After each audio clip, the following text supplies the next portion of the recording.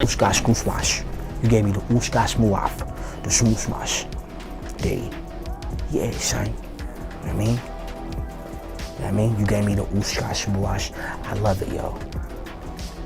They always want you to, you know what these rappers, all these singers, all these big rappers y'all look up to? They always tell you what the good part about, but they never tell you what the bad part. And that's crazy, man. Yeah, they got all this money, but they dealing with emo spirits. We made love. We made love. Who you made love with? Diddy, Bow Wow, Busta Rhymes. Telling you that. Yes, TD Jakes is Kim Porter. So you tell me what they was doing.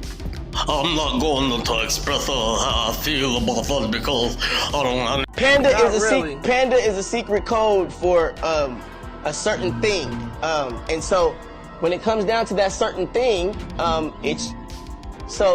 what it is you basically have a certain nerve in your rectum, and if you touch that nerve, you can turn a person into an animal. You can turn a person into whatever you want them to be if you just hold them down. Wow, you guys, if you thought it couldn't get any worse, it actually does. Diddy's being hit with another SA lawsuit, but this time from a former male employee. And he's saying that Diddy would touch him inappropriately. Puff Daddy is the king of deception. Yeah. Every time we was in the party, he was throwing his fucking champagne, his vodka in every picture. He was so we didn't know. We like, yo, he's a great guy. This is a great party. This is a great, yo, give me your clothes. I'ma rock it in the video, yo. Sean John sold 400 million. Champagne, this. Boy, the joke's on us. Yeah. He been doing this for real. Yeah. And we can't be mad at him. We always got to use them as inspiration. We will begin to see people having terminal illnesses, being sick, being passed away, and we'll start to have legal trouble. Let me dive into this. So y'all know how it just was released that Kris Jenner and Corey Gamble had something to do with Diddy recently. If you go look, Corey Gamble had some dealings with. You struggling? You struggling? With them push-ups? I don't wait no more. You owe me 60 bands, and you have to perform the song right now in the crib. What are we talking about? What are you talking about? I'm giving you an out. One night, when they were at home at Kim's house on 110th Street, he wanted to, put his hands on her in the wrong way. And Kim took one of those corkscrews and ripped his wrist up and hit an artery. And when she did that, he had to rush over to St. Luke's Hospital. I met him over there to the hospital. It was me, him, and Kim in the hospital when he was bleeding like crazy. When she wasn't going to take that ass whooping, and she got him off of him the best way she could. Orlando Brown has caused a stir online by revealing a disturbing claim about Diddy's actions. He says Diddy lures people into his Illuminati rituals to make them rich and famous. There have been many recent allegations about Diddy's behavior, especially how he manipulates naive guys into becoming his proteges. Orlando even says Diddy forced him to take part in one of these rituals, which may have contributed to Orlando's mental health and substance abuse problems. Despite allegations from multiple victims, Diddy remains free, leading some to believe he's protected by the industry. Some even suggest Kim Porter's death was staged to benefit Diddy financially. Orlando Brown wasn't always known for his erratic behavior. He was a lead actor on Disney's That's So Raven, but his mental health declined after the show ended in 2007. He faced legal troubles, including arrests for substance possession and driving under the influence. Orlando's struggles led to speculation that he was forced into Illuminati activities in the entertainment industry. He confirmed these rumors in an interview, alleging Diddy tried to recruit him into these rituals. Others believe Diddy also targeted Y2K, as they were seen vacationing together in Jamaica in 2021, with Y2K posting a suggestive photo of Diddy shirtless in a pool. On his identification, he added prayer hand emojis, as if he was showing concern, thanking Diddy for something. Later, he shared a picture of himself receiving a massage while lying down naked, captioned with, "Listening to that Diddy, eating good fruit in the beautiful weather." Additionally, he posted a deleted photo of himself seductively leaning in to eat fruits, believed to be taken by Diddy. People think this was part of an initiation ritual Diddy flew him out for, and there may have been intimacy between them on that trip. If true, it explains why he would randomly pose with Diddy. The Illuminati is thought to help elevate careers, so he might have been thanking Diddy for allowing him into that world. Then there's Basher Gray, suspected of being initiated into this situation by Diddy and Will Smith. Initially discovered by talent manager Charlie Mack, who later became his manager, Basher got the chance to audition for a role in Empire, which launched his career. Charlie introduced him to Will Smith, who mentored him into becoming a Hollywood star. After that, Will introduced him to Diddy because Basher wanted to be a rapper, but things went downhill from there. Many didn't realize how troubling this connection was at the time because we didn't know much about Diddy then. Will and Diddy manipulated Basher in the name of mentorship. Confirmed by Jaguar Wright, who revealed their actions. Meek Mill reportedly ran out of Will Smith's house after one of these sessions, showing how desperate he was to escape from them. Basher Gray needed out too. There have also been speculations that Diddy initiated Meek Mill into something similar in the past few months. Liberty, because in reality, there was a highly disturbing audio recording of this supposed altercation, and when it surfaced, it was said to have been captured by one of Diddy's former bodyguards. It was Spike, son. Like, all the champagne was spiked. Everybody was passed the fuck out. I don't drink, so I was playing that shit off like I don't drink. I smoke. Like, I smoke and I had my own, but like, everybody was passed out. Yo, Diddy had that man in the room. Look, yes, I put my ear to the door and I brought the phone because Diddy started going in overdrive. I ain't know what the was going on, but I just heard balls slapping against cheeks. I heard struggling to take.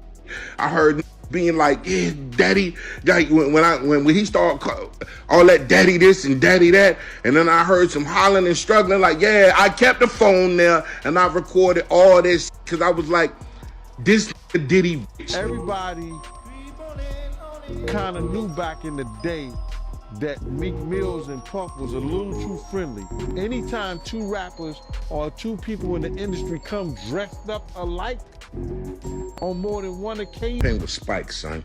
Like, all the champagne was spiked. Everybody was passed the fuck out. I don't drink, so I was playing that shit off like I don't drink. I smoke.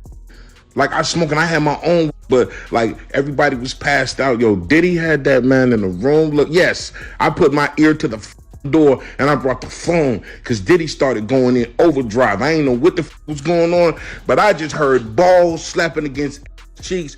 I heard struggling to take. I heard being like, yeah, daddy, like when he started all that daddy this and daddy that, and then I heard some hollering and struggling, like, yeah, I kept the phone there and I recorded all this because I was like, this Diddy bitch. That video of Meek in the pool with his back arched as if he was trying to alleviate some discomfort down there while Diddy filmed him and called him daddy, Jaguar Wright later emerged and disclosed that the audio was actually recorded by Nicki Minaj back when she was with Meek. So who's the person claiming he recorded it? Oh, someone mentioned that. Hey, yeah, he said, like, I'm someone who got paid. As you can see, Diddy lies to these men, making them believe he has enough influence to skyrocket their careers, only for them to end up trapped in some strange rituals within the Illuminati. Notice that most of these men have never been the same since Diddy introduced them to this. Orlando is now struggling with substance abuse, and his acting career is in ruins. Meek has also faced challenges, and his career has suffered, and this doesn't even include all the people he's allegedly taken advantage of. There have also been reports suggesting that besides sacrificing these young men, he also sacrificed the life of his late partner, Kim Porter, and others in the industry who started out with him. When Kim passed away, it was reported as pneumonia. But many doubted this, especially due to conflicting autopsy reports. One coroner suggested poison due to toxins found in her body. However, before the investigation could proceed, he was removed from the case and later died mysteriously. One of Kim's close friends, Sarah, recently added to the allegations about Kim's death, implying that Diddy was involved in dark spiritual practices and that Kim was his only source of light. When Diddy began dating Cassie, Kim expressed pity for her, knowing what she would endure. Some even accused Diddy of using Kim as a sacrifice to appease the demons he worships. Do you think his victims will ever recover from what they've endured? To understand Orlando's journey, we need to rewind to his earlier days. Orlando burst onto the acting scene as a youngster, sharing the screen with Damon Wayans in Major Pain.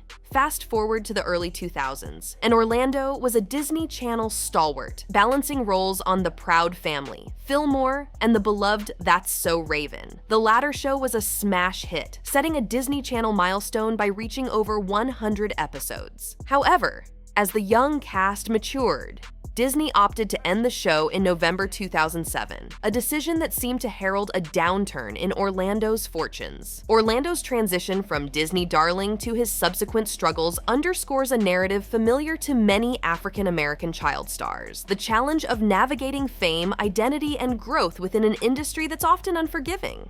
His story resonates with themes of resilience and vulnerability, reflecting broader conversations about mental health, exploitation, and the quest for authenticity in a world that often values spectacle over substance. Once Orlando stepped out of the Disney limelight, his life seemed to hit a downward spiral. The very year That's So Raven wrapped up, Orlando found himself in legal trouble in Houston, receiving a misdemeanor for marijuana possession. This incident was just the beginning of a tumultuous period in his life. By 2011, Orlando was making headlines again, this time due to a DUI arrest in Los Angeles. Within less than 2 years, he faced the law once more for a similar offense, resulting in a 180-day sentence. Unfortunately, his troubles didn't end there, they only seemed to escalate. In mid-2014, a leaked audio clip exposed Orlando allegedly issuing threats to a woman and her family, casting him in a troubling light. However, amidst these personal upheavals, Orlando managed to secure a cameo in the critically acclaimed movie Straight Outta Compton and a role in American Bad Boy with Cat Williams, hinting at a potential turnaround in his career. Orlando reappeared in the public eye with a guest spot on The View in 2015, celebrating a That's So Raven reunion. He appeared optimistic and cheerful, suggesting a positive shift. Regrettably, his struggles were far from over, underscoring a pattern of highs and lows in his post-Disney career. For a fleeting moment, it seemed like Orlando was on the verge of reviving his career in show business, yet he couldn't quite make a full comeback, and it was apparent he was burdened with profound emotional turmoil.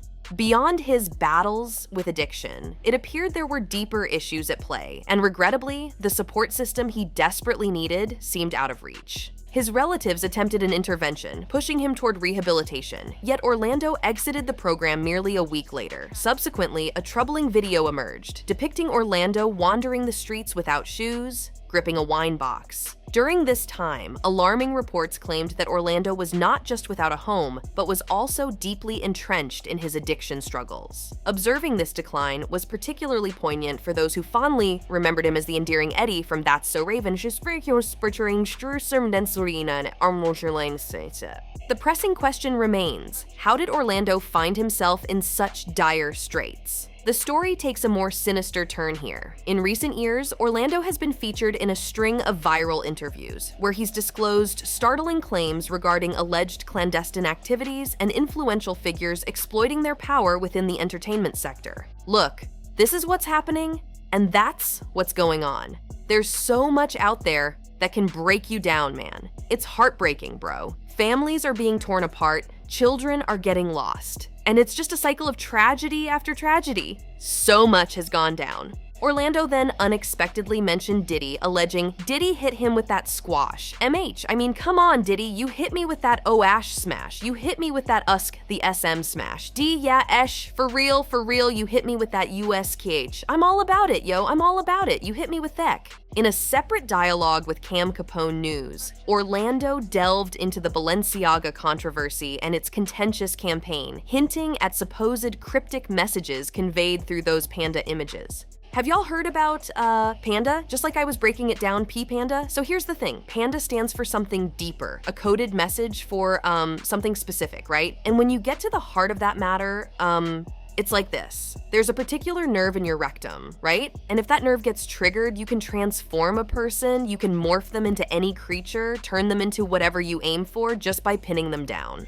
So basically, when you notice someone with dark circles under their eyes, like, say, Blueface, you might think they've been in a fight, but not the kind you're imagining. They've been through something else, all right? And that's why they end up with what folks are calling panda eyes. Back in the day, many just laughed off Orlando's words, seeing them as mere quips about Diddy's secret life. However, the narrative is changing as more unsettling allegations against Diddy come to light, making some wonder if Orlando's insights were more than just ramblings. When news of Diddy's alleged misdeeds resurfaced last November, Cam Capone invited Orlando back for another discussion on his channel. This session revisited Orlando's past remarks about Diddy and even touched on 50 Cent's anecdote about Diddy's peculiar invitation to go shopping. Orlando's response to these topics was telling. The moment Orlando implicated Cat Williams and Terrence Howard and then veered off about Lucifer, many were quick to write off his statements. Critics argue that Orlando might be grappling with mental health issues or merely chasing fame. Some folks lost faith when he mentioned Cat Williams, one observer noted. Another questioned, is Orlando truly unwell, or is this a bid for attention? Yet, there are those who believe Orlando is deliberately mixing truth with fiction, using absurdity as a shield. They argue that his mental health struggles don't automatically discredit his claims. These struggles could be the aftermath of harrowing experiences within the industry.